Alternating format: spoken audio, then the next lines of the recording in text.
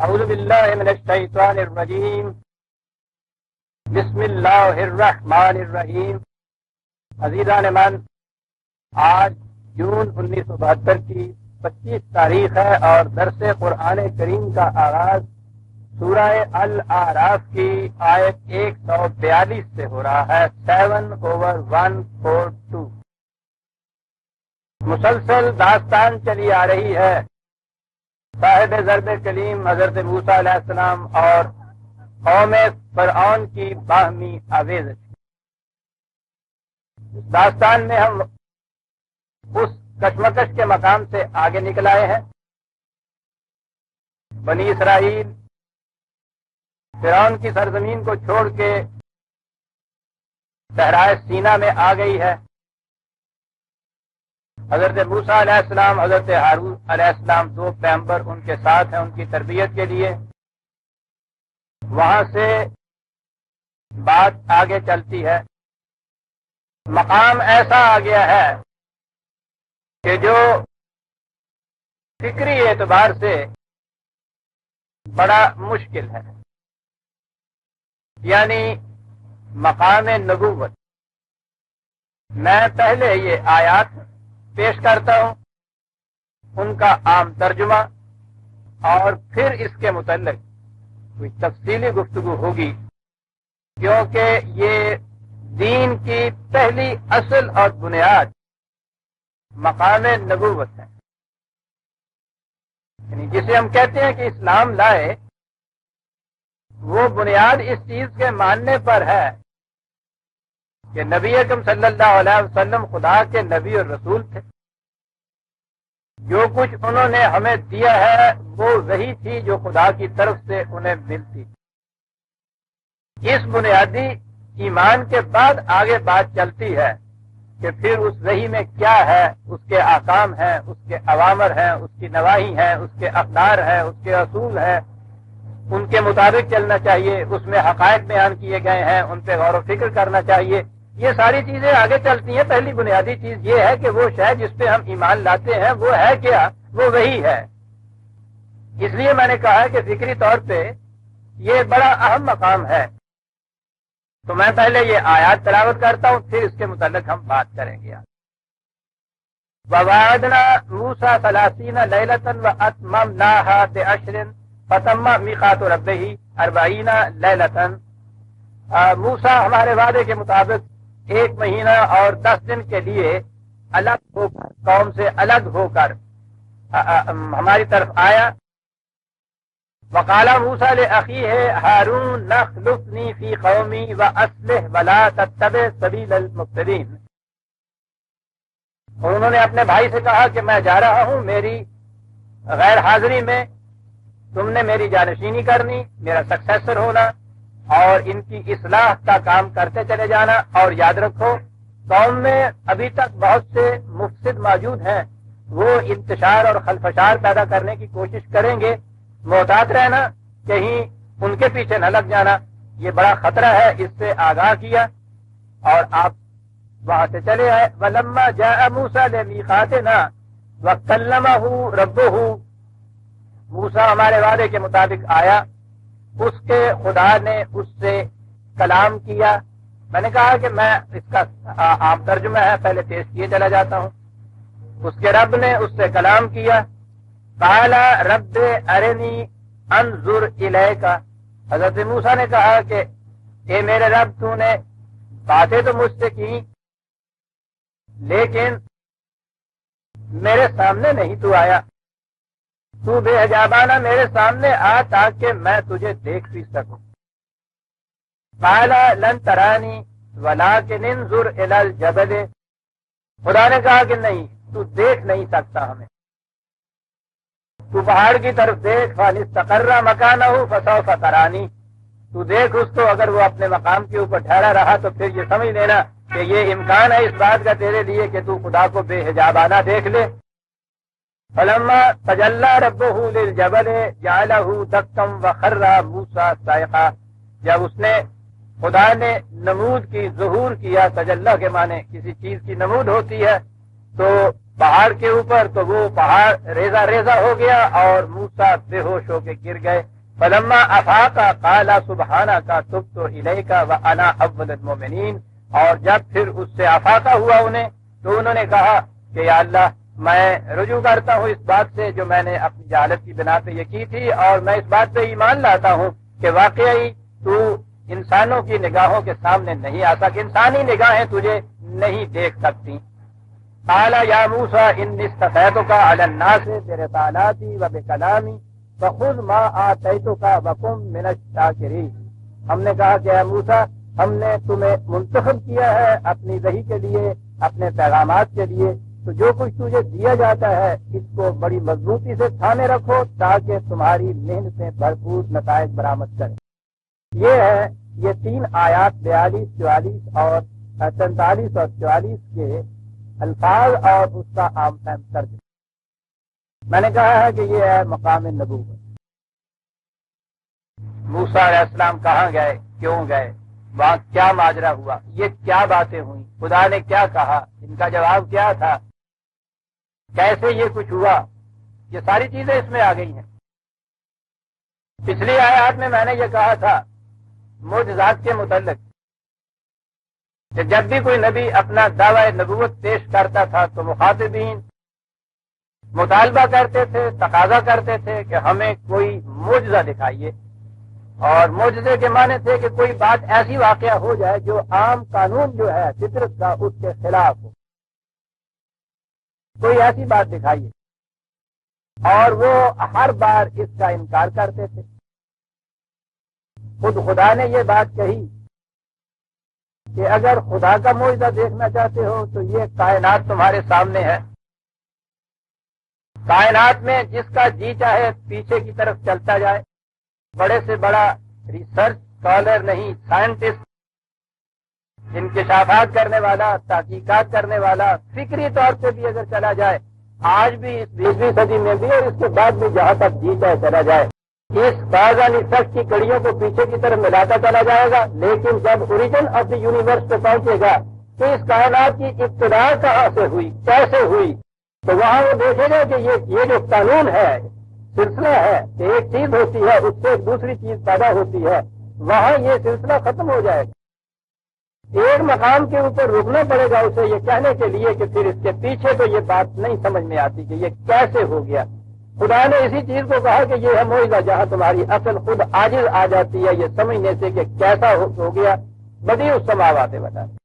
اس کے لیے تو اتنی سی بات یہ ہے کہ خدا اسے عدم سے وجود میں لایا، نتھنگ نس سے اس کی ایگزسٹنس کی، کچھ نہیں تھا پہلے اور یہ کائنات کا سلسلہ وجود میں لایا وہ. تو اس سے بڑا معجزہ جسے تم کہتے ہو نا کہ کسی قانون فطرت کے خلاف کوئی چیز واقعہ ہو جسے خارق فطرت یا خارق عادت کہتے ہیں، تو کہا ہم تو یہ ایسی چیز پیش کر رہے ہیں کہ ایک قانون فطرت نہیں، تمام قوانین فطرت کے خلاف ہے یہ بات جو ہم کہہ رہے ہیں. بدیع السماوات والارض. اور یہ وہ چیز ہے کہ جس سے بڑے سے بڑا کافر بھی انکار نہیں کر سکتا. خدا کو نہ مانے ایک سائنٹسٹ، وہی کو نہ مانے ایک سائنٹسٹ، لیکن اس چیز پہ تو کسی مقام پہ جا کے اسے ماننا پڑتا ہے کہ یہ سلسلہ جو کاز اینڈ ایفیکٹ اور علت و معلول کی کڑیوں کا ہے، اسے قانون تعلیل کہتے ہیں عربی میں، کہ ایک مقام ایسا آئے گا جس سے پیچھے یہ سلسلہ پھر نہیں چلتا. تو کہا کہ اسی کا نام تو عجز ہے، عجز فہم یا عجز عقل ہے، اسی کو معجزہ کہتے ہیں. یہ کتنا بڑا معجزہ ہے جو ہم دکھا رہے ہیں تم. لیکن اس کے بعد جب کائنات وجود میں آ گئی ہے تو پھر یہاں ہم نے قوانین کا سلسلہ قائم کر دیا ہے، علت و معلول کا، اور اس میں اب تبدیلی نہیں ہم کرتے. وَلَن تَجِدَ لِسُنَّتِنَا تَبْدِيلًا. ہم اب اس میں تبدیلی نہیں کرتے. لہذا اس کے بعد اگر تم کہو کہ ان کو بدل کے کوئی چیز دکھائی جائے تو ہم کر سکتے ہیں، ہم کرتے نہیں ہیں. اور یہ ہے سب سے بڑا معجزہ. یہ بات پچھلے کئی درسوں میں سامنے آ گئی. میں نے کہا تھا کہ قرآن کریم نے معجزے کے متعلق کہا کہ اگر مانگتے ہو تو یہ رسول اللہ نے کہا کہ یہ میری وحی، میرا قرآن یہ معجزہ ہے. اگر تم سمجھتے ہو، کہتے ہو، مدعی ہو کہ یہ خدا کا کلام نہیں کسی انسان کا ہے، میری فکری تخلیق ہے، تو تم بھی تو میرے جیسے انسان ہو. تم اس قرآن کی کسی ایک صورت کے مطابق صورت بنا دی. تم ہی نہیں، تم اپنے ساتھ اوروں کو ملا لو، جس کو جی چاہے بلا لو. اس کے مطابق مرتب کر کے بتاؤ تمہاری زبان میں ہے، کوئی دوسری زبان نہیں ہے، تم اس زبان کے بڑے مدعی ہو، بڑے بلند آہنگ دعوی کرتے ہو دنیا کے اندر، ٹھیک ہے تمہاری زبان ہے، تم سب کو دعوت دیتا ہوں۔ کسے پیش کیا تھا؟ یعنی اپنی وحی کے متن کو پیش کیا تھا، the text of the revelation کو پیش کیا تھا کہ یہ ہے، اور وہ عاجز آ گئے تھے، اور آج تک دنیا اس سے عاجز ہے۔ یہ چیلنج آج تک کسی نے قبول ہی نہیں کیا۔ یہ تو پھر بھی وحی کی ٹیکسٹ ہے۔ سوال یہ ہوتا ہے کہ وحی کی ماہیت کیا ہے، یہ کیسے واقع ہوتی؟ خدا کی طرف سے نبی کو یہ علم کیسے ملتا ہے؟ اور یہ ہے وہ وحی کہ جو سب سے بڑا مقام معجزہ ہے۔ یہ علت اور معلول کے قانون کے تابع نہیں ہے، قطعاً نہیں ہے۔ یہ ہے وہ بات سمجھنے، یعنی اگر ہم یہ تقاضا کریں کہ ہمیں معلوم ہو جائے کہ وحی ہوتی کیسے ہے، تو وہ تو پھر اس قانون علت و معلول کے تابع آئے گی تو بات سمجھ میں آئے گی، اس لیے کہ ہمارا ذہن تو سمجھ ہی وہ چیز سکتا ہے۔ اور اگر یہ اس قانون کے تابع نہیں ہے تو ہم فکری طور پہ یہ سمجھ نہیں سکتے کہ یہ کیسے ہوتا ہے۔ اسے کہتے ہیں وحی کی کنہ، ماہیت اور حقیقت کیا ہے، ہوتی کیسے ہے، ملتی کیسے ہے۔ یہ کیسے کی بات تو نبی کے سوا کوئی دوسرا نہیں بتاتا، اور نبی بھی بتا نہیں سکتا، وہ یہی بتاتا ہے کہ مجھے یہ وحی ملی ہے۔ یہ وہ مقام ہے جہاں میں نے کہا کہ ہمیں ایک معجزے پر ایمان لانا پڑے گا، یعنی ایک ایسی بات پر جو ہمارا طریق جو ہے، ہمارے ہاں کا جو رائج قانون ہے، فکری طور پہ جو ہم بات سمجھتے ہیں، جو اس کے خلاف ہے ایک چیز، اور ہم فکری طور پر اسے سمجھ نہیں سکتے، یہ ہے معجزہ۔ اسے تو ماننا پڑتا ہے کیا؟ بڑے غور سے یہ بات سمجھ لینے کی ہے، کیونکہ دین کی بنیاد اس پہ ہے، وحی پر ہے دین کی بنیاد۔ عزیزان من، خدا اگر آسمانوں پہ بیٹھا ہے تو کوئی اسے مانے کوئی نہ مانے، کچھ فرق نہیں پڑتا۔ رسول اگر عام انسان ہے، اس کی تخلیق اس کی اپنی ذاتی فکری تخلیق ہے، تو مجھ پہ کیا فریضہ ہوتا ہے کہ میں کسی دوسرے انسان کی فکری تخلیق کو اس طرح سے مانوں کہ اس پہ تنقید بھی نہ کر سکتا۔ ایک ہی چیز ہے یہ ماننی پڑتی کہ اس رسول کی یہ اپنی تخلیق نہیں، یہ خدا کا دیا ہوا پیغام ہے اور جو صداقت ہے۔ یہ مانیے گا تو آگے بات چلے گی دین کی۔ جو یہ نہیں مانتا، خدا کا ماننا بھی اس کے لیے کچھ کام نہیں دیتا۔ اس لیے میں نے کہا ہے کہ یہ بڑی اہم بات ہے۔ انسانوں کا ذریعہ علم کیا ہے؟ مثلا کہیں گے کہ صاحب پرویز صاحب کو بڑی معلومات حاصل ہے، بڑی علم کیسے حاصل ہوئی ہے؟ کیا ذرائع ہیں معلومات کے؟ قرآن کریم نے تو 3 لفظ اس کے لیے کہہ دے اور جامعیت سے سمٹا کے رکھ دی ساری بات ہوتی، سمع اور بصر اور فؤاد۔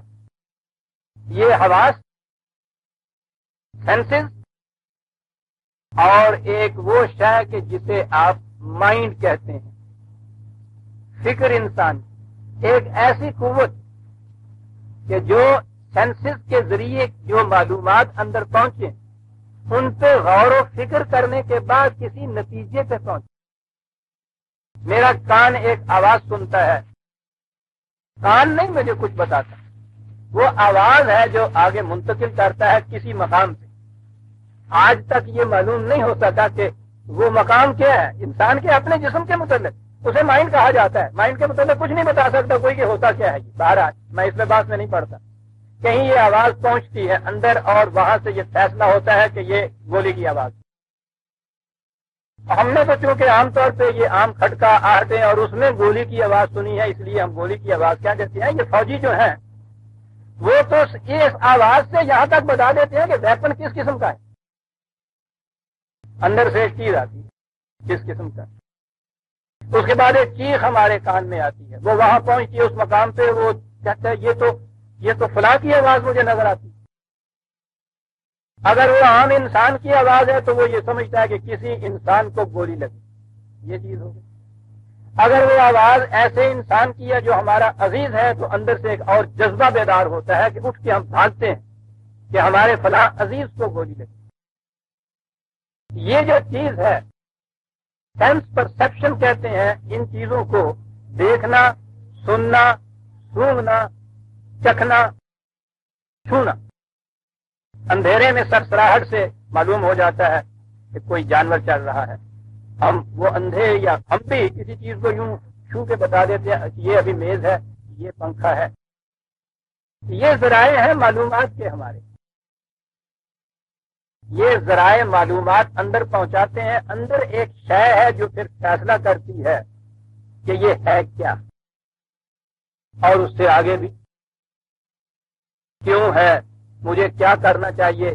یہ ساری چیزیں اندر قرآن نے جسے فؤاد کہا ہے، سمع اور بصر، یہ پرسیپشن، حواس، اور ان کے ذریعے معلومات جب اندر پہنچے تو کوئی شے جو کسی نتیجے پہ پہنچائے وہ فؤاد، یہ ہے ذریعہ علم انسان کا۔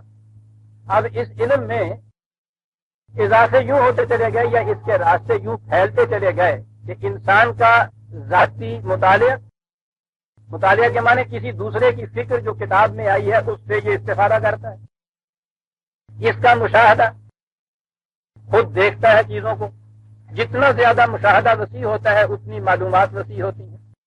اس کا تجربہ کہ یہ نہ کرنا، میں نے اس چیز کو کھایا تھا، اس کا نتیجہ یہ نکلا تھا۔ مطالعہ، مشاہدہ، تجربہ،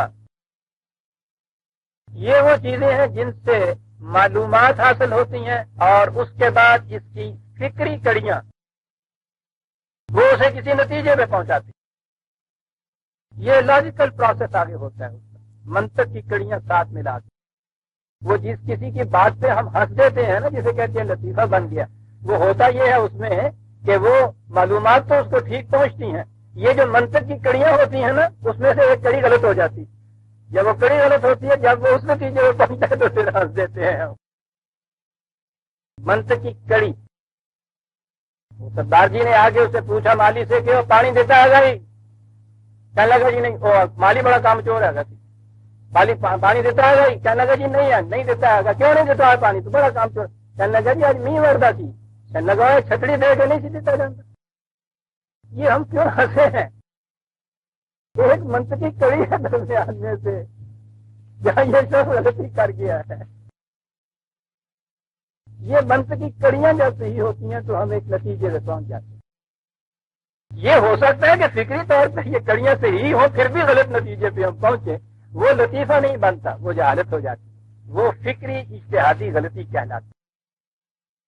بہرحال ذریعہ علم انسان کا یہی مطالعہ، مشاہدہ، تجربہ، اور ان معلومات، حاصل شدہ معلومات کے بعد اپنی فکری کڑیوں کے ذریعے سے کسی لاجیکل انفرنس کے اوپر نتیجہ وہاں سے مستخرج کرنا، استنباط نتائج اس کے بعد کرنا، یہ ہے طریقہ انسانی علم کا۔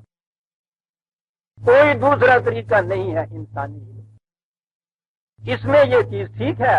اب فلسفے میں آگے چلتے ہیں تو وہ یہ چیز کہتے ہیں کہ سب ایک چیز کچھ انٹیوشنل سی ہوتی ہے، اس میں نظر آتا ہے کہ آدمی نہ کوئی معلومات حاصل کر رہا ہے، نہ فکری طور پہ ایک نتیجے پہ پہنچتا ہے، بس یوں ہی جی میں آئی کہ گھر سے نکل ٹہلتا ذرا بھاگ یوں ہی جی میں آئی، جسے ہم کہتے ہیں۔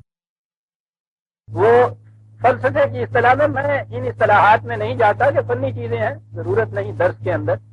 وہ کہتے ہیں چیز انٹیوشن ہوتی ہے کہ وہ یوں ہی ذہن میں یہ خیال آ جاتا ہے، لیکن وہ بھی یہ کہتے ہیں کہ وہ کوئی چیز ایسی نہیں ہے کہ یہ جو قانون ہے اس کے خلاف جائے، بلکہ ہوتا یہ ہے کہ ایک انسان جسے ممارست کہتے ہیں، ایکسرسائز، مسلسل کسی چیز کے متعلق غور اور فکر کرتے چلے جانا، وہ کہتے ہیں کہ یہ کچھ مسلسل کرنے سے وہ فکر اتنی لطیف ہو جاتی ہے کہ اس کے متعلق ضرورت یہ نہیں رہتی کہ آپ پھر ہر بار وہ سارا فکری پروسیس جو ہے وہ منطقی کڑیاں اپنے ذہن میں لائیں پھر ایک نتیجے پہ پہنچے۔ وہ پروسیس ایک ثانیے کے اندر ہو جاتا ہے اور آپ کو پتہ بھی نہیں چلتا اور آپ ایک نتیجے پہ پہنچ جاتے ہیں۔ اسے انٹیوشن کہتے ہیں۔ جو میں نے کہا ہے کہ وہ اصل میں فکری چیز ہی ہوتی ہے۔ خود بردوسان جو انٹیوشن کا سب سے بڑا امام ہے آج، وہ یہ کہتا ہے کہ انٹیوشن ایک ہائر فارم آف انٹلیکٹ ہی ہوتی ہے، فکر کی ایک بلند سطح ہوتی ہے، اس سے الگ نہیں کوئی دوسری چیز ہوتی۔ شاعری میں اسے آمد کہتے ہیں، وہ آمد میں چونکہ پتہ نہیں ان کو چلتا کیسے ہوتی ہے، وہ اسے نوائے سروش کہتے ہیں۔ آتے ہیں غیب سے یہ مضامی خیال میں، غالب سریر خامہ نوائے سروش ہے. وہ سروش انہوں نے ایرانیوں نے ایک فرشتے کا نام رکھا ہوا ہے، میوز جسے کہتے ہیں یونانی، کہ وہ ایک فرشتہ ہے، وہ آ کے شاعر کے کان میں کچھ کہہ دیتا ہے. بات ساری انٹیوشن کی تھی. اسے وجدان عام طور پہ کہتے ہیں، وجدان بھی صحیح ترجمہ نہیں ہے، خیر انٹیوشن. یہ بھی کوئی ایسی بات نہیں ہے کہ انسانی قانون علت و معلول سے کوئی ماورا بات ہو. یہ کثرت ممارست سے یہ چیز پیدا ہو جاتی ہے. آپ بھی کسی چیز کے متعلق کوئی فن آپ کا ہو، کوئی پیشہ آپ کا ہو، اس میں آپ دیکھیں گے کہ اس قسم کے لوگ ان کے سامنے، جوہری کے سامنے آپ نے جا کے یوں رکھا اور 1 سیکنڈ میں اس نے سب کچھ بتا دیا، حالانکہ پروسیس کے ذریعے سے پتہ نہیں کتنا وقت لگے. اس فکری طور پہ مفکر کی بھی یہ کیفیت ہو جاتی ہے. کوئی مسئلہ اس کے سامنے آئے، وہ نتیجے پہ فوراً پہنچ جاتا ہے. اسے ابتدا میں اس نتیجے تک پہنچنے کے لیے کئی کڑیاں آپس میں مربوط کرنی پڑتی تھی، لیکن آہستہ آہستہ ممارست سے، مداولت سے، تاہم ایکسرسائز سے یہ ایک اس قدر لطیف ہو جاتی ہیں یہ قوتیں نتائج اخذ کرنے کی کہ وہ فوراً کسی نتیجے میں پہنچ جاتی ہے. اور یہ تو آپ احباب کا بھی تجربہ ہوگا، لیکن یہ بھی اسی قانون کے تابع ہے، اس سے الگ نہیں. لیکن نبی یہ چیز کہتا ہے اور وہی دینے والا خدا یہ کہتا ہے کہ ایک علم ہے جسے نبوت کہا جاتا ہے، وہ اس قانون کے تابع نہیں ہوتا. نبی نہ تو یہ معلومات حاصل کرتا ہے، نہ مطالعہ کا نتیجہ ہوتا ہے، نہ مشاہدے کا، نہ اس کے تجربے کا. قرآن کہتا ہے کہ نبی کو اس سے 1 منٹ پہلے یہ پتہ ہی نہیں ہوتا کہ مجھے نبوت مل رہی ہے. حالانکہ جو شخص اپنے فکری طور پہ ایک پروسیس سے کسی نتیجے میں پہنچے گا، وہ تو بڑی دور سے چلا ہوا آئے گا اس کے اوپر. اسے ہر روز معلوم ہوگا کہ میں کہاں پہنچ رہا ہوں، کہاں آگے بڑھ رہا ہوں. لیکن قرآن کہتا ہے کہ یہ ایک ایسی چیز ہے کہ جس میں ما ینطق عن الہوا، بڑی چیز کہی ہے وحی کے متعلق، کہ اس وحی میں اس صاحب وحی کی اپنی فکر، اپنے جذبات، اپنی تمناؤں کا کوئی دخل ہوتا ہی نہیں. ہماری جتنی بھی نطق ہے، ہم جو بات کرتے ہیں، اس میں ہماری فکر بھی شامل ہوتی ہے، ہمارے جذبات بھی شامل ہوتے ہیں. لیکن وہ کہتا یہ ہے کہ نبی جو بات کہتا ہے اس میں اس کی اپنی فکر و جذبات قطعاً شامل نہیں ہوتے. گویا یہ ایک طریقے علم، ذریعہ علم ہے کہ یہ جو قانون ہم نے ابھی تک ڈسکس کیا ہے انسانی اقتصاد علم کا، یہ اس سے بالکل الگ، اس کے خلاف ہوتا. خود نبی نہیں بتا سکتا یہ کیسے ہوتا ہے. عام انسان کے لیے تو وہ مقام جو ہے اسے سدرۃ المنتہا کہا ہے، تحیر کی وادی، یکسر انتہائے تحیر جہاں ہوتا ہے. وہ جو عام تجربہ آپ کے یہاں ہوتا ہے کہ وہ بیری کا درخت تھا، وہاں سے عربی زبان میں سدرہ انتہائے تحیر کو کہتے ہیں، اور منتہائے تحیر ہے سدرۃ المنتہا، جہاں انسانی عقل تحیر کے سوا کسی نتیجے پہ نہیں پہنچتی کہ یہ کیسے یہ باتیں کہہ رہا ہے.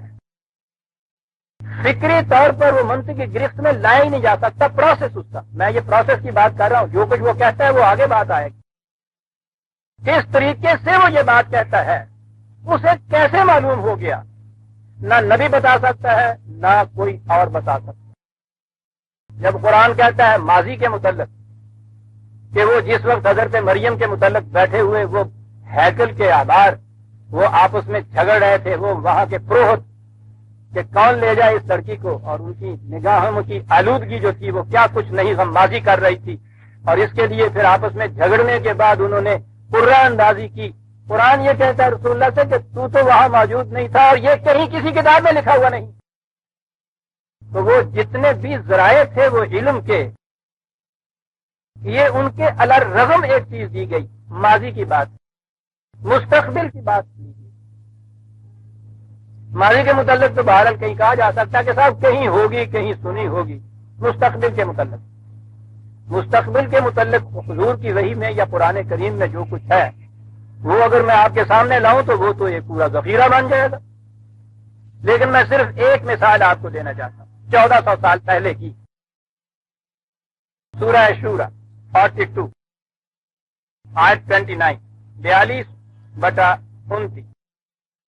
میں ایک وہ مثال لا رہا ہوں کہ جو واقعہ اس وقت تک بھی ہمیں تحیر کے اندر چھوڑے ہوئے تھی. 1400 سال پہلے کی بات ہے. یہ عرب کی سرزمین میں جسے بالکل تاریخ سرزمین کہا جاتا تھا.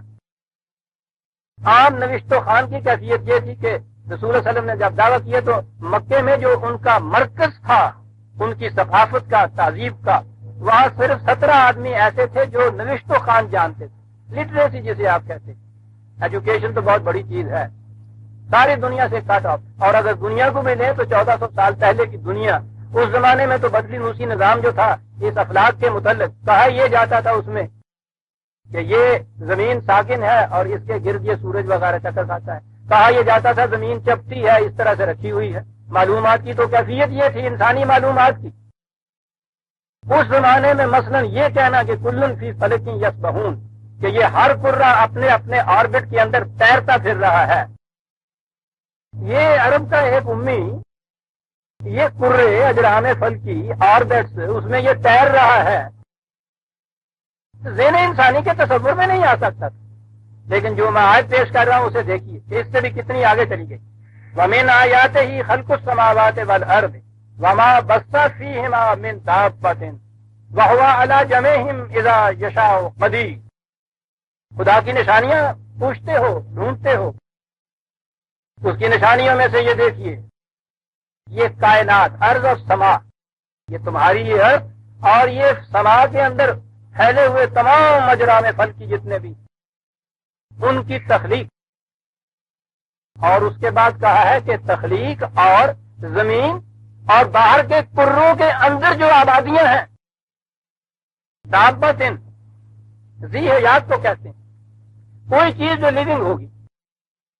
فیہما زمین اور ان میں سے جن جن میں کوئی ذی حیات بستے, یعنی انسان نہیں یہاں کہا, ان کی کوئی خاص فارم نہیں بتائی, ذی حیات کا ہے. یہ جو بستے ہیں یہ ہے ہماری پہلی چیز. تو عزیزان من یہی بتائیے تھے 1400 سال پیشتر کی پوری کائنات علم جو ہے, عرب نہیں ساری دنیا کا علم جو ہے, اس میں کسی مقام پہ بھی یہ ہے کہ یہ کرے جو ہیں ان کے اندر بھی کوئی ذی حیات چیز ہو سکتی ہے. پہلے تو کروں کا ہی تصور نہیں تھا. وہ تو اس آسمان کو شیشے کا ایک ڈل کہتے تھے, موٹا سا دبیز تھا, اور یہ ستارے کہتے تھے اس میں اندر جڑے ہوئے ہیں, اور سورج کی روشنی پڑتی ہے تو اس میں چمک پیدا ہوتی ہے. یہ تھا انسانی علم. اس دور میں ایک شخص جو خود امی تھا وہ یہ کہتا ہے کہ یہ زمین اور یہ اجرام فلکی اور ان میں سے جن کے اندر کوئی ذی حیات بستے ہیں, کہا یہ کیا خدا کی نشانی. اور اگلی بات یہ تو یہاں تک کہی, آج سے پہلے کسی نے یہ بات ابھی تک نہیں کی تھی. آج یہ کہنا شروع کیا ہے انہوں نے کہ امکانات ہیں اس چیز کے کہ یہ جو اوپر کرے ہیں ان کے اندر لیونگ بینگز کچھ ہو سکتے ہیں. آج 1400 سال کے بعد یہ کہنا شروع کیا ہے کہ یہ ہو سکتے ہیں. چلیے صاحب, کچھ تجربے انہوں نے کیے, کچھ مشاہدے کیے, کچھ وہاں سے کچھ مٹیریل آیا, کہنا شروع کیا. اگلی بات تو اور ابھی معجزے میں ہے, وَهُوَ عَلَى جَمْعِهِمْ إِذَا يَشَاءُ قَدِيرٌ. اور خدا اس میں بھی قادر ہے کہ جب اس کے قانون مشیت کا تقاضا ہو تو ان میں باہمی کمیونیکیشن پیدا کر دے. میں نے من سوچیے تو صحیح کہ یہ کیا چیز, کون کہہ رہا ہے, کب کہہ رہا ہے. ہم قادر ہیں اس کے اوپر, قادر نہیں قدیر ہے. عربی زبان جاننے والے جانتے ہیں دونوں میں کیا فرق ہوتا ہے. فاعل کے وزن کے اوپر جو چیز آتی ہے اور فعیل کے وزن کے اوپر جو چیز آتی ہے وہ ہوتی ہے جو ایک ہی دفعہ کی جائے. یہ وہ چیز ہوتی ہے جو پروسیس جاری رہتا ہے کسی چیز کا. جب بھی یہ قانون فطرت ہماری قانون کے مطابق یہ چیز ہوگی اس وقت اس کے اوپر بھی ہم قادر ہیں یہ کہ ان کو ملا دیں آپس میں, کمیونیکیشن ان کے ہاں ہو جائے. آج یہ پروسیس آپ کے ہاں شروع, یہ پروسیس شروع ہوا ہے خالص انسانی علم کے طریقے پر. پہلے انہوں نے یہ امکانات لیے کہ یہاں سے انسان کس طرح یہ ایٹماسفیئر کی کشش سے اوپر جا سکتا ہے, پھر یہاں سے کس طرح سب سے قریب ترین کرہ جو ہے چاند وہاں تک پہنچ سکتا ہے. یہ ساری چیز جتنی بھی ہے یہ قانون علت و معلول کاز اینڈ ایفیکٹ کی کڑیوں کے ساتھ ساتھ ہے. یہاں کڑیاں ملائیں اس نتیجے پہ پہنچے کہ وہاں پہنچا جا سکتا ہے فکری طور پہ. پھر اس کے بعد ایکچولی وہاں پہنچے, وہاں سے کچھ میٹر لیا, اس کو نیچے لا کے پھر فکری طور کے اوپر ان کو اینالائز کیا, اس کا تجزیہ کیا, پھر فکری طور پہ کچھ نتیجوں پہ پہنچ رہے ہیں کہ یہ کیسے وجود میں آیا. وہیں سے فکری طور پہ اس نتیجے پہ پہنچے کہ اگلے کسی اگر کرے کے اوپر چلے جائیں, مریخ کے اوپر, جیسا کہ آپ یہ کہہ رہے ہیں, وہاں جایا جائے. خود چاند کے متعلق تیسری یا چوتھی تحقیق جو ہوئی ہے, نیچے سے جو لے کے آئے ہیں وہ پتھر, ان کے متعلق تحقیق ہے کہ ان میں نمی نظر آئی ہے ہمیں. اور قرآن نے یہ بات, عزیزان ایمان عجیب چیز ہے, ایک اور قرآن کی سنی, اس نے یہ کہا تھا 1400 سال پہلے وجعلنا من الماء کل شیء حی. یاد رکھو جہاں نمی ہوگی وہاں امکان ہوگا کسی لیونگ چیز کا.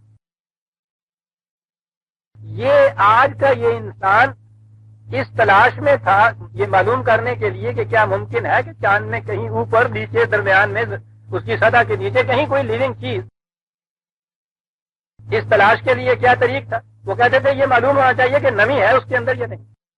اور وہ 1400 سال پیشتر کہہ رہا ہے قرآن, کل شیء حی. شے جسے تم کہتے ہو اس کے لیے تو ضروری نہیں ہے کہ وہ نمی سے ہی ہو, لیکن جہاں کوئی زندہ اینیمیٹ والی بات ہوگی, جہاں زندگی ہوگی, وہ تم دیکھو گے کہ وہ پانی کے ذریعے سے ہوگی. اب یہ چلے ہوئے ہیں وہی پروسیس جو انسانی ہے اس کی روح سے. یہاں نہیں ہے مریخ کے متعلق یہ ذہن میں آ رہا ہے کہ ویپرز ہیں, بخارات ہیں, ہو سکتا ہے وہاں اس کے پیچھے چلے. یہ طریقہ جو ہے یہ تو سارا انسانی علم حاصل کرنے کا طریقہ, کاز اینڈ ایفیکٹ کا طریقہ, علت و معلول کا طریقہ, تجربے, مشاہدے, مطالعے کا طریقہ, سائنٹیفک تجزیات کا طریقہ, یہ سارا پرسیپچول اور کنسیپچول نالج جسے آپ کہتے ہیں, حواس کے ذریعے معلومات حاصل کرنا, فکر کے ذریعے سے نتائج پہ پہنچنا, یہ ساری چیز انسان کے دائرے کے اندر ہے, علت و معلول کے اندر ہے. لیکن ایک شخص 1400 سال پیشتر کے زمانے میں عرب میں بیٹھا ہوا یہ کہتا ہے کہ ان اجرام میں سے ایسے ہو سکتے ہیں جن کے اندر لیونگ بینگز ہوں, اور یہ ہو سکتا ہے کہ کوئی ایسا زمانہ ہے جس میں آپس میں ان کی کمیونیکیشن پیدا ہو جائے. بتائیے کہ یہ شخص, یہ جو عام طریق ہے علم کا نتیجے پہ پہنچنے کا, وہ کون سا طریقہ ہے جس سے یہ اس نتیجے پہ پہنچا؟ کوئی نہیں یہ بتا سکتا. خود اس سے بھی پوچھئے بعد میں تو وہ یہ نہیں بتا سکے گا کہ میں نے اس طرح سے یوں یہ مسالہ جوڑا, اس طرح فکر کیا, اس طرح سے پھر میں اس نتیجے پہ پہنچا. قطعاً نہیں. وہ کہتا مجھے پتا نہیں, مجھے یہ علم دیا گیا ہے, میں نے وہ تم تک پہنچا دیا. یہ جو ہے عزیزان من طریق علم, اسے نبوت کہتے ہیں. اب یہاں سے ہم اس بات پہ پہنچ گئے کہ یہ علم حاصل کیسے ہوتا ہے. میں نے عرض کیا کہ یہ بات تو انسانی فکر کی ہے ہی نہیں. جس طرح انسانی فکر قطعاً نہیں بتا سکتا کہ یہ کائنات عدم سے وجود میں کیسے آ گئی, نتھنگ نیس سے یہ اتنا عظیم سلسلہ کارگاہ کیسے پیدا ہو گیا, جیسے یہ نہیں کہہ سکتا, ویسے فکر انسانی یہ نہیں بتا سکتا کہ ایک شخص کو یہ علم کیسے حاصل ہو گیا. وہ شخص خود نہیں بتاتا. وہ کہتا ہے انا بشر مثلکم یوں آ رہی ہے, مجھے وحی کے ذریعے سے یہ معلومات دی جاتی ہیں, اور جب وہ معلومات میں تم تک پہنچاتا ہوں تو میں دیکھتا ہوں میں تو تمہاری جیسا انسان ہوں. وحی سے الگ ہٹ کے وہی انسان اپنے ہی معاشرے کے اندر. تو آپ دیکھیے, تو آپ کے یہاں یہ روایات موجود ہیں کہ ایک طریقہ تھا وہاں کھجوروں کے سے پھل حاصل کرنے کا. وہ ذرائع کے ماہر جو تھے وہ اس کو جانتے تھے. آپ نے ایک دفعہ کہا کہ یوں نہیں یوں کر کے دیکھو, تو انہوں نے یہ سمجھ کے, بہرحال وہ تو حضور کی پوزیشن مقام تو اتنا بلند تھا, انہوں نے اس کے اوپر تنقید ہی نہ کی, انہوں نے اس طرح سے کیا کھجوروں میں پھل ہی نہ آیا. تو انہوں نے کہا کہ یہ کیا, آپ نے کہا کہ بھائی میں بھی تمہارے جیسا ایک انسان ہوں, میں نے اندازہ لگایا تھا قیاس تھا میرا کہ ایسا کرنے سے ایسا ہوگا, تجربے نے بتایا کہ قیاس غلط تھا, وہ غلط ہے, اسی طریقے سے کرتے. انا بشر مثلکم, یہ بشر مثلکم کی کیفیت یہ ہے کہ 1400 سال پہلے یہ بتا رہا ہے کہ ان قروں کے اندر آبادی ہو سکتی ہے, اور ایسا دور آ سکتا ہے کہ یہ ان میں کمیونیکیشن پیدا ہو جائے. کھجوروں میں گابا لگانے کے متعلق تو اس کو غلطی لگ جاتی ہے, قیاس ہے, وہ بشر مثلکم ہے. اور جو وہی آتی ہے تو وہ یہ بات بتا رہا ہے صاحب جو 1400 سال تک اس آیت کے متعلق کسی کا ذہن ہی نہیں جاتا تھا کہ یہ کیا گیا ہے قرآن. اور یورپ والے جو تھے وہ ان کا عادت ہے وہاں کا پادری تمسخر اڑاتا تھا. کیوں؟ وہ فکری طور پہ اس چیز کو سمجھتا تھا اور فکر انسانی تو بھی یہاں تک پہنچا نہیں. یہ ہے نبوت. میں نے کہا تھا کہ اگر معجزے کا تقاضا ہو تو جیسا قرآن نے کہا کہ یہ ہے معجزہ، یہ ہے معجزہ، یہ انسانی پروسیس جو علم حاصل کرنا کا ہے وہ سارے طریق کے رغم ایک چیز ہے جس سے یہ علم حاصل ہوتا ہے. اس علم حاصل ہونے کے بعد جو کچھ اس کے کنٹینٹس تھے، جو متن ہے اس کا جو دیا ہے اس نے، اس کے قدم قدم پہ کہتا ہے کہ عقل و فکر سے اس پر غور کرو. یعنی اب جو دیا ہے نا یہ کوئی موزے والی بات نہیں کہ نہیں بھائی تم اس کو عمل کرو بات تمہاری سمجھ میں آئے گی نہیں، کیونکہ نہ تو یہ سمجھ اور فکر اور عقل کے ذریعے سے ملا، نہ عقل اور فکر کے ذریعے سے تم اسے سمجھ سکتے. اسے ملا بھی ایسے ہی تم اس کو کرتے بھی ایسے جاؤ قطن.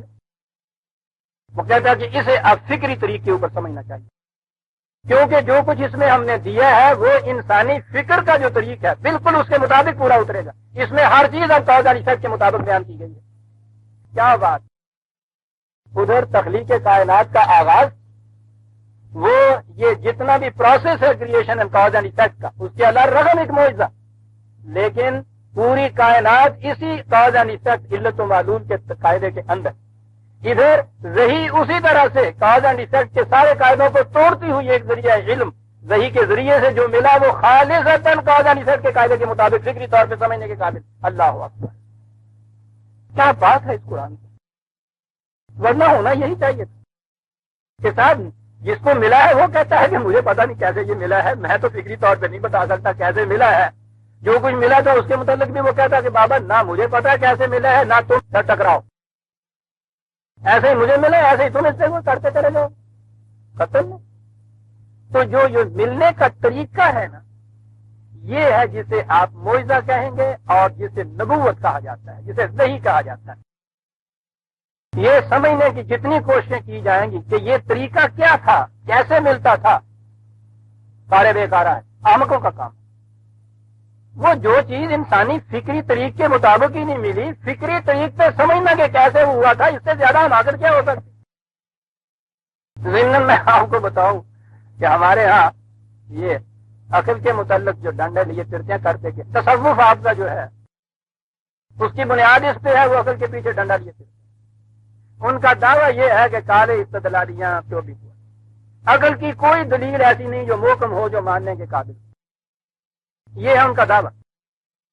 اور ان کے ہاں کی کوئی کتاب اٹھا کے دیکھیے جو ان تصوف والوں میں اچھے اپنے آپ کو وہ فلاسفر کہتے ہیں، انہوں نے بحث کی ہے اس بات کے کہ عقل کی کوئی دلیل ایسی نہیں کہ وہ قابل تسلیم ہو، اور اس بحث میں عقلی دلیلیں لیے چلے جاتے ہیں. عقلی دلیلوں سے ثابت کرتے ہیں کہ عقل کی کوئی دلیل ماننے کے قابل نہیں ہے. اور نبوت کے متعلق بنیاد یہ ہے کہ انسانی فکری پروسیس یا جو طریقہ ہے یہ اس کا حکم نہیں ہے، اس سے یہ نہیں ملی، اس سے ماورا ہے. اور نبوت کی ماہیت اور کنہ اور حقیقت دریافت کرنے کے لیے فکری طریقے کے اوپر اتنی بڑی کتابیں لکھ دیتے ہیں. اور اس میں اب بحث کی بھی مزید گنجائش اس لیے نہیں کہ نبوت آخری مرتبہ دینے کے بعد کہہ دیا خاتم النبی، نبوت کا سلسلہ ختم ہو گیا. نبوت کا سلسلہ ختم ہو گیا کیا مانے؟ یہ ذریعہ علم جو تھا انسان کے لیے یہ ختم ہو گیا. یہ اب ذریعہ علم باقی نہیں رہا. اب انسان اگر کوششیں کر کے کہے کہ نہیں صاحب کوئی بات نہیں، ہم کو ریت کے کھود کے پرانے آثار قدیمہ بھی تو نکال لیتے ہیں، مونجا دارو کے آثار نکال لیتے ہیں. نہیں ہم کھود کے کچھ نکالیں گے اس ذریعے کو. حماقت ہے. کہا یہ گیا تھا کہ تمہارا یہ فکری طریق تھا ہی نہیں. وہ تو ہم فکری طریق کے خلاف کسی کو یہ علم دیتے تھے، ہم نے کہہ دیا کہ اب ہم نہیں دیں گے کسی کو علم. تو تم کیا کرو گے؟ کہیں گے اللہ نہیں دیں گے، دے لینا کس طرح نہیں دیں گا جناب، ڈنڈے سے زور لاؤں گے. آ گیا نا پنجاب کے نبی. اندازہ لگائیے عزیزان نے مان. بنیادی چیز میں آپ کو سمجھاتا ہوں، مجھے اس میں مناظروں کی ضرورت نہیں ہے. اگر یہ بنیادیں سمجھ لی جائیں تو آگے بات یوں ہی صاف ہو جاتی کہ جی خاتم النبیین وہاں ہے لکھا ہوا. اچھا جی وہ خاتم جی تے کی زبر کے ساتھ ہے، اس کے معنی مہر کے ہوتے ہیں۔ اچھا جی، پھر کیا بات ہوئی کہ جی اس کے معنی یہ ہیں کہ پہلے خدا بنایا کرتا تھا نبی، اب رسول اللہ جو ہیں ان جس کے اوپر وہ مہر لگا دیں گے وہ نبی بن جائے گا۔ یعنی نبی بنانے کا ایک کارخانہ انہوں نے وضع کیا، کہا یہ کہ اب نبی جو ہے وہ یوں بنا کرے گا کہ جس کے اوپر رسول اللہ کی مہر لگ گئی وہ نبی یعنی وہ یہ ڈگریاں دیے چلے جائیں گے، رسول اللہ مہر لگا لگا کے نبی بنائے جائیں گے۔ اندازہ لگائیے عزیزان مان، اس بات کو چھوڑ دیجئے کہ خاتم تے کے زبر اور زے کے ساتھ، یہ تو بات ہی نہیں۔ کہتا ہوں جو شخص یہ کہتا ہے کہ کوئی انسان خواہ وہ نبی کیوں نہ ہو کسی دوسرے کو نبی بنا سکتا ہے، وہ نبوت کی ماہیت سے جاہل ہے، اسے پتہ نہیں نبوت کیا ہوتی۔ نبی نہ کوئی خود بن سکتا ہے نہ کوئی انسان اس کو بنا سکتا ہے، تو یہ بننا اور بنانا تو فکری طریق ہے نا۔ میں نے قرآن کا علم حاصل کیا مطالعہ سے، فکر سے، غور سے، سب چیزوں، اب میں دوسرے کو قرآن کا علم دے کے عالم قرآن بنا سکتا ہوں۔ کس طریق سے؟ جس طریقے سے میں نے حاصل کیا اسی طرح اسے سمجھاؤں گا۔ یہ سارا پروسیس انسانی فکری پروسیس ہے۔ جو شخص یہ کہتا ہے کہ فلاں شخص اپنی مہر سے دوسرے کو نبی بنا سکتا ہے، اس نے بنیادی طور پر نبوت کو سمجھا ہی نہیں کہ یہ ہوتی کیا ہے۔ نہ آدمی خود بن سکتا ہے نہ کوئی دوسرا اسے بنا سکتا ہے، وہ تو خدا کی طرف سے ایک ذریعہ علم تھا، ہم جان ہی نہیں سکتے وہ کیا تھا۔ اس نے کہا ہم نے ختم کر دیا ذریعہ علم، بات ختم ہو گئی۔ کہتے جی وہ نبی کی مہر لگتی ہے وہ بنا سکتا ہے۔ کیسے؟ کہا کہ میں نے اس کے اندر بڑی مشق ڈنڈ بیٹھ کر کرنے میں پلوان بننے والی گل ہو گئی، بڑی مشق کی تھی میں نے۔ اچھا جی، پھر کیا ہوا؟ ولی اللہ بنے، مقرب بنے، غوث بنے، کتب بنے، اوتاد بنے، ابدال بنے، ذلی نبی بنے، بروزی نبی بنے، مجازی نبی بنے، اور اس کے بعد پھر یہ سب کرنے کے بعد پہلی تو لے کے 10ویں تک چلے گئے، اور اس کے بعد جب وہ پاس کر لیا تو رسول اللہ کے سامنے یہ سرٹیفکیٹ پیش کر دیا، آپ نے وہ دیکھا اور اس کے نیچے لگا دی مہر، اور اس کے بعد صاحب یہ سرٹیفکیٹ میرے پاس، میں نبی بن گیا۔ یا میرے اللہ، نبوت کے جھوٹے دعوے پہلے بھی ہوئے رسول اللہ کے زمانے میں، انہوں نے نبوت کے دعوے کر دی، کلمہ قذاب وغیرہ نے، تجاب وغیرہ نے، لیکن انہوں نے دھڑلے سے کہا۔ یعنی آپ دیکھیے کہ دعویٰ باطل ہے لیکن نبوت کی ماہیت سے وہ لوگ واقف تھے۔ انہوں نے کہا کہ ٹھیک ہے ہمارے اوپر بھی جبریل آتا ہے، خدا کی طرف سے وہی نازل ہوتی سیدھی بات۔ یعنی یہ بات جو تھی اس کو وہ بھی سمجھے ہوئے تھے۔ انہوں نے یہ نہیں کہا کہ صاحب ہم نے بہت جا کے مشقیں کی اور ہم نے ایکسرسائز کی اور ریاض سے کی اور چلے کاٹے اور اس کے بعد ہمیں نبوت ملی، بالکل نہیں۔ انہوں نے کہا کہ ٹھیک ہے اسی طرح سے ہمارے اوپر نبی آتا ہے۔ یعنی نبوت کی ماہیت سے وہ لوگ واقف تھے، دعویٰ باطل تھا۔ ان کی کیفیت یہ ہے کہ نبوت کا حصول ہو رہا ہے اور وہ انسانی پروسیس جو ہے اس طریقے سے کہتے ہیں کہ یہ کوششیں میں نے کی اور انہوں نے اس کے اوپر مہر لگا دی اور میں نبی بن گیا۔ سوچیے عزیزان مان، نبوت کی ماہیت سے واقف، نبوت کے متعلق یہ سوال ہی نہیں ہے کہ آپ کوئی ریاضتیں کریں، کوئی کوششیں کریں اور اس کے بعد کسی مقام پہ ایسے پہنچ جائیں کہ خود آپ نبی بن جائیں یا کوئی آپ کو سرٹیفکیٹ دے دے کہ ہاں صاحب آپ یہ نبی ہو گیا ہوا ہے۔ لہٰذا یہ باتیں کریں۔ نبوت ایک پروسیس تھا خدا کی طرف سے انسانوں کو علم ملنے کا، ان ذرائع کے بغیر جس سے انسان عام طور پہ علم حاصل کرتا ہے۔ بات سمجھ میں آ گئی نا جی؟ ان ذرائع کے الرغم اگر ان میں سے یہ کوئی ذریعہ بھی بیچ میں آ جائے گا تو نبوت نہیں رہے، نبوت ختم کی۔ اور اس کے بعد یہ باب نبوت کو کھولنے کے لیے چور دروازے شروع ہوئے۔ نبوت کی ڈیفینیشن یہ ہم نے پہلے دیکھ لی کہ انسانی ذریعہ علم کے الرغم، یعنی ان کو الگ رکھ کے خدا کی طرف سے براہ راست کسی کو علم حاصل میں مل جانا، اسے کہتے ہیں نبوت عزیزان مان۔ بس یہ یاد رکھیے۔ اور یہ پروسیس، یہ طریق خدا نے ختم کر دیا خاتم النبیین حضور کو کہہ، ختم ہو گئی تھی۔ کہا یہ گیا کہ ٹھیک ہے جی نبوت تو ختم ہو گئی، لیکن خدا کی طرف سے اس قسم کا علم براہ راست یہ ملتا ہے انسانوں کو، ملتا ہے تو نبوت کیسے ختم ہوئی؟ کیسے ختم؟ کہ جی پانی تو یہاں ہے نہیں، موجود نہیں، لیکن وہ شاید جس سے پیاس بجھتی ہے اور جسے انگریزی میں واٹر کہتے ہیں وہ ہمارے پاس ہے۔ براہ راست خدا کی طرف سے علم مل سکتا ہے۔ اچھا جی کیا ہوتا ہے؟ اسے الہام کہتے ہیں، پانی نہیں کہتے، واٹر کہتے ہیں، ایکوا کہتے ہیں، ڈاکٹر صاحب یہاں چلے جائیے، پیورا بھی صاف کہتے ہیں، تو صاف پانی کو لہو پہ ڈاکٹری گاڑی ہوئی کہتے ہیں کہ جی نہیں ملتی، تو کیا ہے؟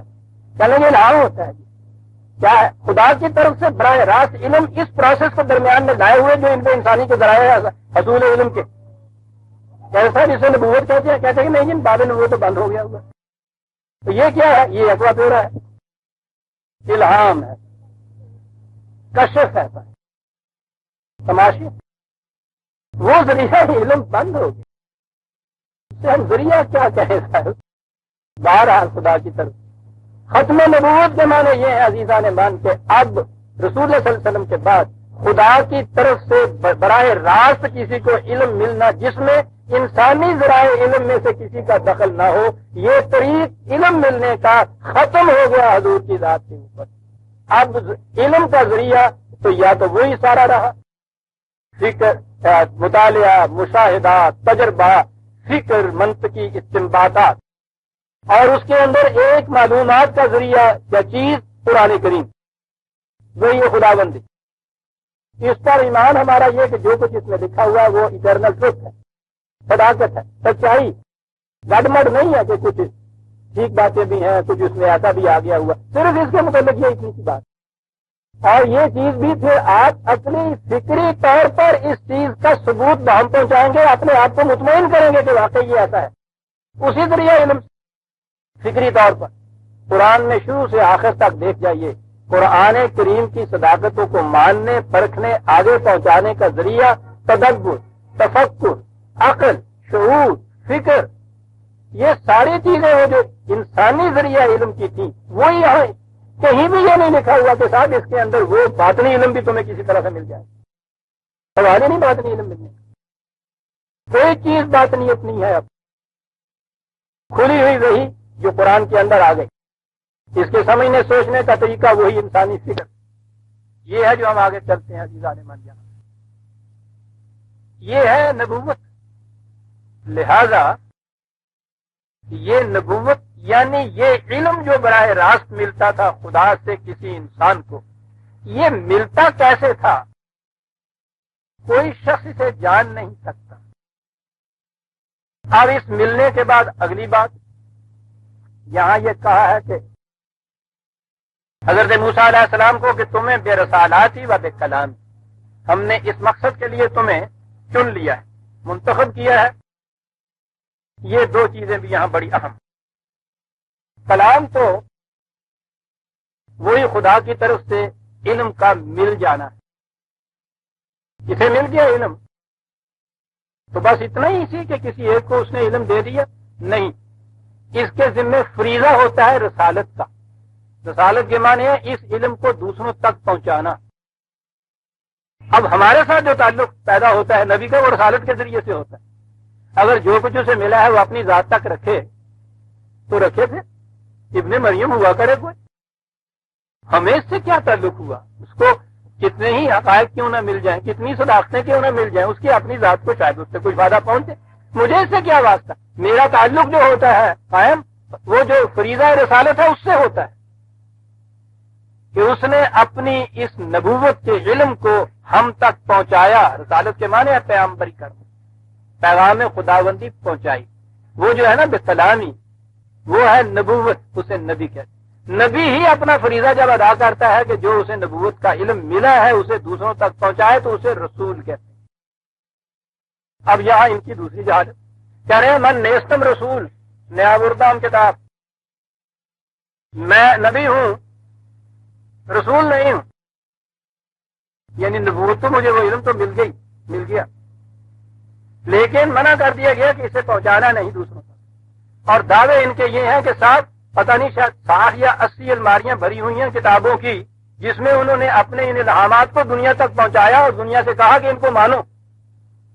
وہ کہتے ہیں کہ نہیں میں رسول نہیں، کیا کہا جائے؟ کیا باتیں یہاں ہو رہی وہاں گالی سی دی تھی یہ ہو جائے اسی آگے تھا ہو جائے ساڑھے نبی آگے. یعنی مغرب کی قوموں کے اندر کوئی شخص اس قسم کی کوئی بات کرتا ہے تو اسے صاحب علم بھی کوئی قرار نہ دیتا. یہ ہماری قوم ہے جس کے باوجود نبی ماننے والے مل رہے ہیں نبوت بغیر رسالت کے. یہ کیا چیز تھی؟ یہ تھا تصوف.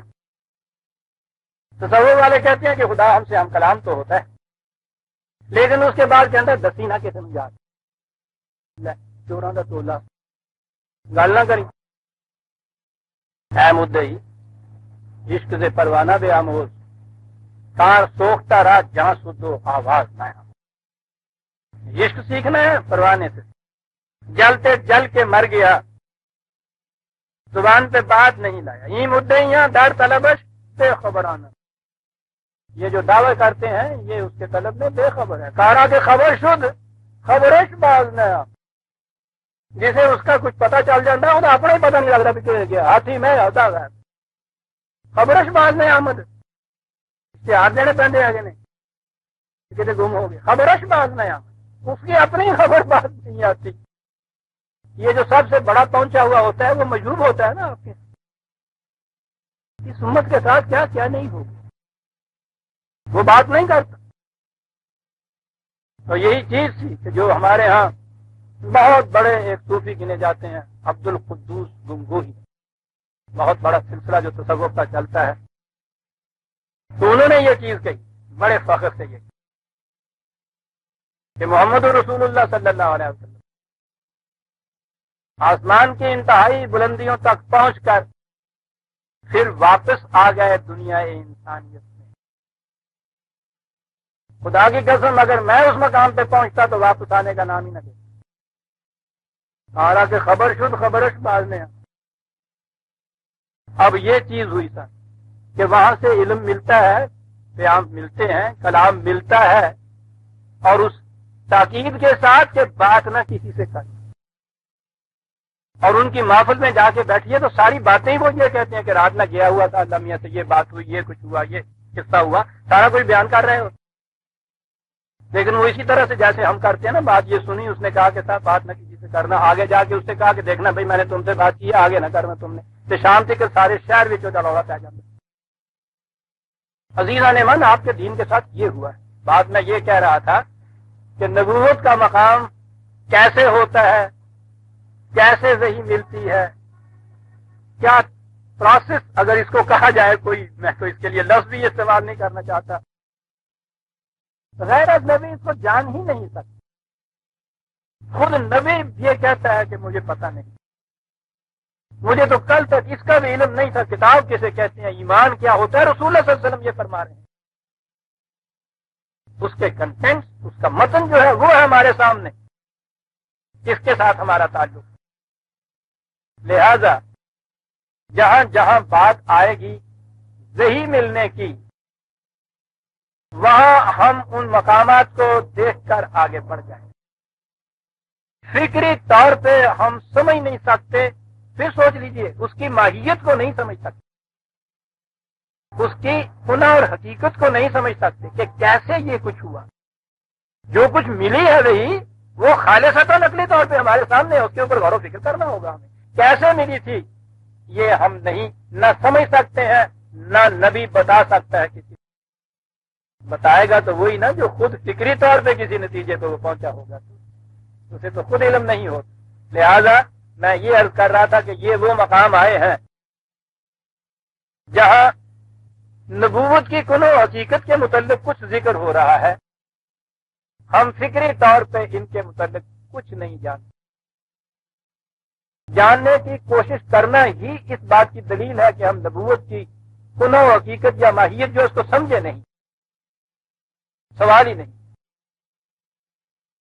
مقام یہ ہے کہ وہ وہاں پہنچے ہیں کلام ہے خدا کا. اب کلام لفظ آئے گا تو ہمارے ذہن میں تو یہی آئے گی نا جسے ہم بات کہتے ہیں.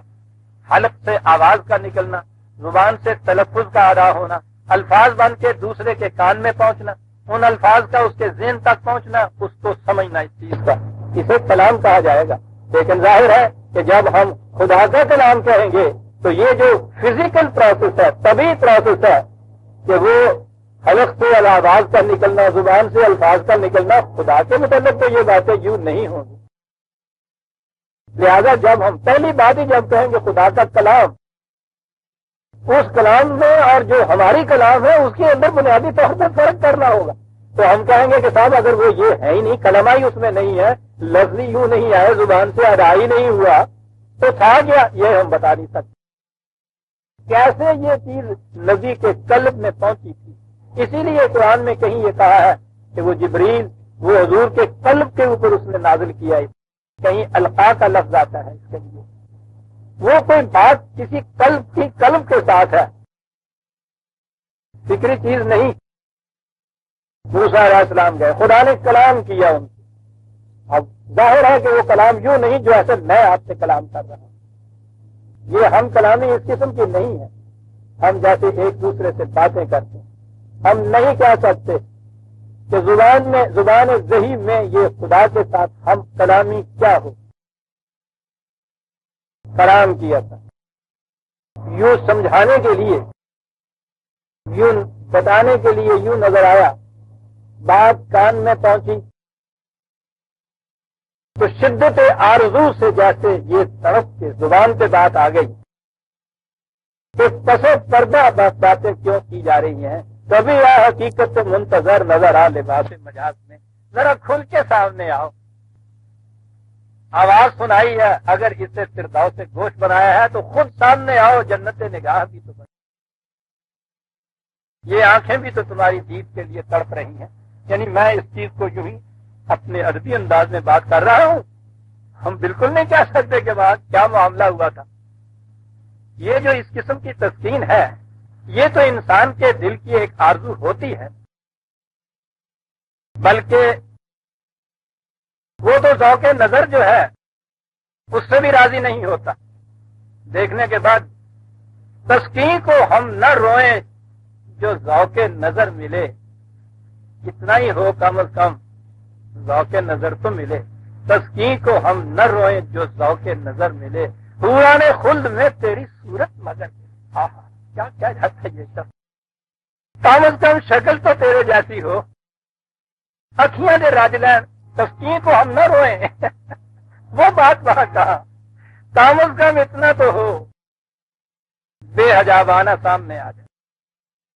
یہی چیز کی تسکین کی وہ جو کہتا ہے کہ میں نامراد دل کی تسلی کو کیا کروں، نامراد دل کی تسلی کو کیا کروں، مانا کہ تیرے رخ سے نگاہ کامیاب ہے۔ لیکن حضرت موسیٰ علیہ السلام اس وادی عشق میں ابھی پہلے ہی مقام پہ تھے، وہ کہتے تھے کہ پس پردہ بات ہو رہی ہے تو ذرا پردہ اٹھا کے گھونگھٹ اٹھا کے سامنے آؤ۔ کہا گیا کہ لن ترا، یہ تیری آنکھیں تبھی آنکھیں ہیں، یہ تبھی چیز کو دیکھ سکتی، محسوس چیز کو دیکھ سکتی، فزیکل چیز کو دیکھ سکتی، جو نان فزیکل ہے اس کو تیری فزیکل آنکھیں کیسے دیکھ سکتی ہیں موسیٰ؟ بڑی پتہ کی بات ہے، تو نظر آ رہا ہے کہ جو کچھ ہو رہا ہے اس میں یہ فزیکل پروسیس کوئی نہیں آ رہا، نہ یہ کلام ہی ایسا تھا کہ وہ ان کانوں سے سن رہے تھے، ورنہ جو بات کانوں سے سنی جا سکتی ہے وہ بات کرنے والا یوں آنکھوں کے سامنے کیوں نہیں آ سکتا؟ وہ بات بھی یوں نہیں ہو رہی تھی، یہ بھی یہ نہیں ہو رہا، لن ترا تو نہیں دیکھ سکتا۔ یہیں سے بات ایک آگے آ گئی۔ ہمارے ہاں مبالغہ جب آتا ہے، شاعری میں مبالغہ، شاعری کا بنیادی مبالغے پہ ہوتا ہے، یعنی اس میں جو لطف پیدا ہوتا ہے وہ مبالغے میں پیدا ہوتا ہے، ورنہ اگر یہ شعر ہو کہ دندانے تو جملہ درد دہانند، دو چشمے تو زیر ابرو آنند، تو یہ تو شاعری نہیں ہے۔ تیرے دان سارے تیرے منہ سے، دونوں تیری آنکھیں پاوانے تھلے آ گئی ہیں، یہ شاعری کا ہوتی، شاعری میں مبالغہ۔ لیکن مبالغے میں ہر میدان میں آپ یہ کر سکتے ہیں، لطف پیدا ہو سکتا ہے، دین کے معاملے کے اندر مبالغہ قتل نہیں کرنا چاہیے، اور یہی وہ مقام ہے کہ جہاں دین شاعروں کے ہتھے چڑھ جاتا ہے پھر وہ دین ہی شاعری بن کے رہ جاتا ہے۔ قرآن نے یہاں کہا حضرت موسیٰ علیہ السلام سے کہ لن ترانی، نہیں دیکھ سکتا۔ ہمارے ہاں ذات رسالت میں آپ صلی اللہ علیہ وسلم ان کا جو مقام ہے ہمارے سامنے، وہ آنکھوں کے سامنے ہے، بعد از خدا بزرگ تو ہی قصہ مختصر سیدھی سی بات۔ لیکن جہاں تک مقام نبوت کا تعلق ہے، نبوت موسوی اور نبوت مصطفی میں کوئی فرق نہیں تھا۔ قرآن یہ خود کہتا ہے کہ کہو لا نفرق بین احد من الرسل، ہم ان میں سے کسی میں فرق نہیں کرتے۔ اب ایک نبی سے کہا جا رہا ہے کہ تو دیکھ نہیں سکتا، یہ ایک حقیقت ہے، یہ نہیں کہ حضرت موسیٰ سے کہا کہ تم تو نہیں دیکھ سکتے، کوئی اور جو آئے گا وہ دیکھ سکے گا۔ یہ تو غلط بات ہے عزیزان۔ جب لن ترانی کہا تھا تو اس کے معنی یہ تھا کہ ذات خداوندی از قیاس و خیال و گمان و وہم برتر ہوتا ہے، اے برتر از قیاس و خیال و گمان و وہم، سبحان اللہ تعالی عما یصفون۔ بڑی عجیب چیز کہہ دی ہے ساتھ، جو کچھ بھی انسانی تصور اس کے متعلق کچھ کہہ سکتا ہے وہ اس سے بہت آگے ہے۔ کیا بات قرآن کے کہنے کی، صاحب ایک لفظ کہہ جاتا ہے سمندر اس میں آ جاتا ہے، اما یصفون، جو کچھ بھی اس کے متعلق کہا جاتا ہے انسانوں کے ذریعے سے وہ اس سے بہت آگے ہے، منزہ ہے، پاک ہے، بلند ہے، سبحان۔ اس لیے جب اس نے کہا ہے کہ تم نہیں دیکھ سکتے تو اس کے معنی یہ ہے کہ کوئی طبی آنکھ بھی اسے نہیں دیکھ سکتی۔ لیکن ہمارا شاعر آیا، موسیٰ سے ہوش رفت بیک جلوائے صفات، ایک جلوہ صفات خداوندی اس کے سامنے آیا اور وہ بے ہوش ہو کے گر گیا۔ نبی اکرم صلی اللہ علیہ وسلم کے متعلق شاعر کہتا ہے تو عین ذات می نگری ہے در تبسمی، تو ذات خداوندی کو دیکھ رہا ہے اور مسکرا رہا ہے، یعنی تقابل کیا ہے موسیٰ کا اور حضور کا، اپنی طرف سے تو حضور کی شان کو بڑھایا، لیکن آپ اندازہ لگائیے کہ کتنی وہ بات جو قرآن کے خلاف ہے کہہ گئے۔ اس نے کہا تھا لن تران، یا یہ کہا کہ نہیں تھا؟ موسیٰ کی تو کیفیت یہ تھی کہ وہ ذات خداوندی دیکھنے کے متمنی تھے، صفت خداوندی جلوہ آشکار ہوئی، بے ہوش ہو گئے۔ رسول اللہ کے متعلق تو عین ذات می نگری، تو ذات خداوندی کو دیکھتا ہے جس کے متعلق خود خدا کہتا ہے لن ترانی، نہیں دیکھ سکتا، در تبسمی، بے ہوش ہونا تو ایک بار طرح مسکرا رہے ہیں یار۔ شاعری ہے عزیزان من، دین میں بڑی احتیاط کی ضرورت ہے۔ قرآن کریم نے اس لیے کہا تھا کہ پہلی قومیں دین میں غلو کرنے کی وجہ سے تباہ ہوئی، غلو نہیں کرنا چاہیے دین میں۔ بات میں کہہ رہا تھا لن تران، دیکھ نہیں سکتا۔ اب یہ چیز آگے جو ہے کہ پہاڑ کی طرف دیکھو، ادھر دیکھا تو وہ پاش پاش ہو گیا، اس پہ انہوں نے معلوم کیا کہ ہاں یہ نہیں، میں نہیں کہہ سکتا، ہم نہیں کہہ سکتے، کوئی انسان غیر اجنبی نہیں کہہ سکتا۔ میں کہتا ہوں حضرت موسیٰ علیہ السلام بھی بشریت کی حالت میں نہیں کہہ سکتے تھے کہ یہ کیسے ہوا۔ قرآن نے تو اپنے متعلق اتنا ہی کہا کہ وَلَوْ نَزَّلْنَا هَذَا الْقُرْآنَ عَلَى جَبَلٍ لَرَأَيْتَهُ خَاشِعًا مُتَصَدِّعًا مِّن خَشْيَةِ اللَّهِ، اگر اس پہاڑ کو ہم اس قرآن کو ہم پہاڑ کے قلب میں بھی نازل کر دیتے تو دیکھتا کہ اس سے اس کے حقائق و معارف، اس کے انجام و عواقب کے احساس سے لرز اٹھتا۔ اور اس کے بعد کہا کہ وَتِلْكَ الْأَمْثَالُ نَضْرِبُهَا لِلنَّاسِ لَعَلَّهُمْ يَتَفَكَّرُونَ، کہ بھئی یہ مثالوں کے ذریعے سے ہم بات سمجھا رہے ہیں، یہ سچ مچ نہ سمجھ لینا۔ اگر کچھ یہاں کہا گیا ہے تو وہ مثالوں کے ذریعے کہا گیا ہے، تو سمجھنے کی کوشش کیجیے۔ اگر آپ سمجھیں کہ اس کی حقیقت کیا تھی، غیر اجنبی کوئی نہیں جان سکتا کہ ان کی حقیقت کیا، یہ کیسے ہوا تھا، کیسے ہوتا تھا، ہم نہیں کہہ سکتے۔ ہم اتنا ہی جانتے ہیں کہ فلما آفاق تعالی سبحانک تبت علیک، یہ چیز نہیں ہے کہ جب وہ یعنی سچ مچ وہ یوں بے ہوش ہو گئے تھے اور اس کے بعد پھر ان کو ہوش میں وہ آئے تو انہوں نے کہا۔ سوال یہ نہیں ہے، سوال یہی ہے کہ جب پھر وہ اپنی اسی بشریت کی حالت کے اندر پہنچے تو انہوں نے یہ چیز کہی کہ ہاں یہ چیز غلط، تبت علیک، میں تیری طرف رجوع کرتا ہوں، وَأَنَا أَوَّلُ الْمُؤْمِنِينَ، اور میں سب سے پہلے اس بات پہ ایمان لاتا ہوں۔ کس بات پہ ایمان لاتا ہوں؟ کہ تجھے دیکھا نہیں جا سکتا۔ اب یہ چیز رہی کہ صاحب انبیاء اس قسم کی باتیں کر جاتے ہیں، اور یہ تو باتیں آپ دیکھتے ہیں کہ ان حقائق کے خلاف ہوتی ہیں جن کو خدا خود بتاتا ہے یا خدا ٹوکتا ہے انہیں کہ تم نے یہ کیوں کیا۔ بات بڑی صاف ہے، نبی نے خود ہی اپنی دونوں زندگیوں میں تفریق کر کے بتا دی۔ جب کہا کہ انا بشر مثلکم فیوحی الیہ، تو جو باتیں تو نبی کو وحی کے ذریعے ملتی تھیں وہ تو ابدی حقائق خدا کی طرف سے تھی، اور جہاں وہ انسانوں کی دنیا میں رہتا ہوا جو وہ باتیں کرتا تھا یہ ٹھیک ہے کہ اس سے کوئی گناہ معصیت یا جرم سرزد نہیں ہوتا تھا، لیکن عام معاملات کے اندر جو وہ باتیں کرتا تھا وہ وہی نہیں ہوتی تھی۔ لہذا یہ چیز کہنا، حضرت نوح علیہ السلام نے بیٹے کے، خدا نے یہ کہہ دیا کہ ہاں نوح تیرے اہل کو ہم نجات دے دیں گے، بیٹا ڈوبنے لگا تو حضرت نوح نے کہا کہ یا اللہ تو نے کہا تھا تیرے اہل کو نجات دے دیں گے، میرا بیٹا ڈوب رہا ہے، تو میرے اہل میں سے ہے، اسے کیوں نہیں بچایا جاتا؟ خدا نے کہا کہ نہیں نوح تو نے غلط سمجھا، یہ تیرے اہل میں سے نہیں ہے، اس لیے کہ یہ تجھ پہ ایمان نہیں لایا، اس کے اعمال صالح نہیں ہے۔ وہ فرق کر کے بتا دیا کہ نوح نے حالت بشری میں اپنا اہل وہی سمجھا جہاں ہم تمدنی زندگی میں جن لوگوں کو اہل سمجھتے ہیں۔ خدا نے یہ کہا کہ نہیں، جب دین میں قرار پائے گا تو اس میں اہل اور غیر اہل جو ہے اس میں فرق کیا جائے گا۔ یہ نہیں کہا جائے گا کہ نوح علیہ السلام اس سے پیشتر معاذ اللہ دین کے خلاف ایک تصور رکھتے، خلاف نہیں تھا، دین نے جو حقیقت دی تھی ابھی وہ دی نہیں تھی، اس لیے جو عام تصورات تھے اس کے مطابق آپ نے یہ بات کہی ہے۔ نبی اکرم صلی اللہ علیہ وسلم نے مکے میں آپ رہتے تھے، مکی زندگی بسر کرتے تھے، خود اپنی صاحبزادیوں کی شادیاں آپ نے ابو جہل کے لڑکے سے کی تو مشرک تھا۔ قرآن کریم نے پھر کہا ہے مومن مرد یا عورت کی شادی مشرکی سے نہیں ہو سکتی، اسے حرام قرار دیا قرآن نے۔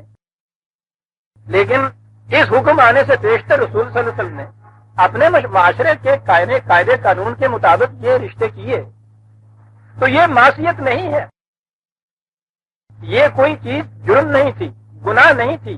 اس معاشرے میں آپس میں بھتیجیوں یعنی چچا کی لڑکی، ماموں کی لڑکی، اس کے جو رشتے جیسے ہم کرتے ہیں ایسے وہ رشتے کیا کرتے تھے، آپ نے بھی کیے۔ جب یہ حکم آ گیا تو اس کے بعد اگر یہ کیا جائے گا تو اسے آپ معصیت کہیں گے۔ اس سے پہلے نبی اپنے معاشرے کے مطابق چیزیں بشرطے کہ وہ ایسی ہوں، یہ عجیب بات ہے کہ وہ ایسی بات کرتا ہی نہیں ہے، اس کی کچھ اس قسم کی بصیرت ہوتی ہے کہ وہ چیز جو دین کے اصول کے خلاف جاتی ہے وہ نہیں کرتا۔ رسول صلی اللہ علیہ وسلم نے کبھی بت پرستی نہیں کی، حالانکہ ان کے معاشرے میں یہ عام بات تھی۔ آپ نے کسی کو غلام نہیں بنایا، حالانکہ عرب کے معاشرے میں عام بات تھی، طبیعت اباہ کرتی تھی، لیکن آپ نے اپنی بچیوں کی شادی رشتہ داروں کے لڑکوں کے ساتھ کی کیونکہ یہ بات معیوب نہیں تھی، یہ تمدنی حکم تھا جو بعد میں آیا، ٹھیک ہے، پھر نہیں کیا گیا۔ تو اس چیز کو، فرق کو یاد رکھیں کہ یہ چیزیں نبی کی دو زندگیاں جو ہیں اس میں فرق ہوتا ہے۔